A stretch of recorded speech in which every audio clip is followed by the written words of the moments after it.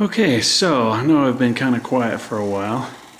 Here it is mid-September and I haven't really posted many videos about what we're doing in our haunt this year.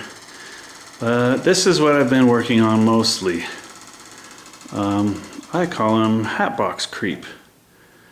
He's inspired obviously by Disneyland's Hatbox Ghost, but of course mine's a little different. I don't have all the technology they have.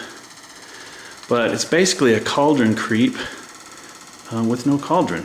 Instead, he has a hat box and his head goes back and forth. Pretty groovy, huh? Well, he's not totally finished yet, obviously. There's a few finishing touches to go, but this is the most complete he's gotten so far, and I wanted to show him off a little bit.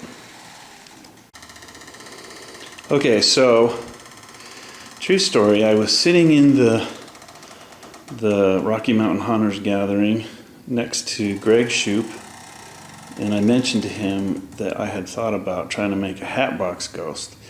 And I kind of expected him to go, "You're nuts, that would be way too hard." But he didn't. He looked at me and said, "Yeah, you should." And I think that was the moment when I really thought, "Yeah, maybe I should."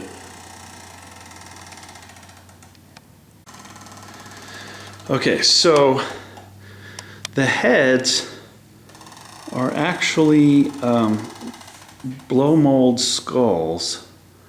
They're not the typical ones you see. It's hard to explain. They're candy holders, trick-or-treat buckets. So they have no tops on them. But they're just made of really thin white plastic, right, with handles on the top, but I cut the handles off. The faces were really lame, so I scrubbed off all the paint off of the front as best I could, and then I had my daughter paint the really cool Hatbox Ghost face on there.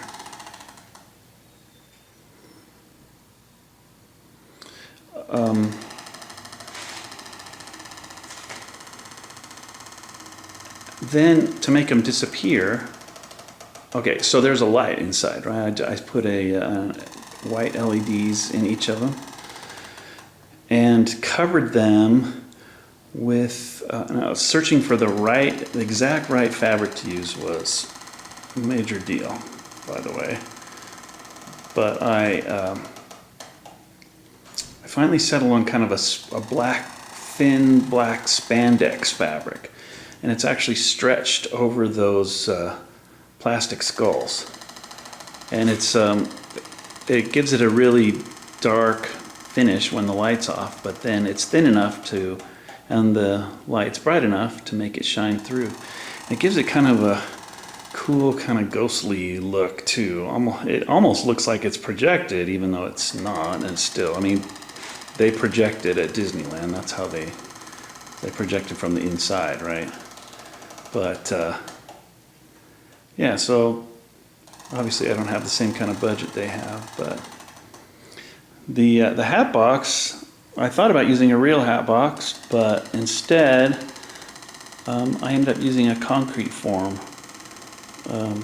column. It's made of cardboard, and just cut it to about I think that's 10 inches. And then cut the opening, and I put really thin plywood on the top and on the bottom. So there you go. Hatbox Creep.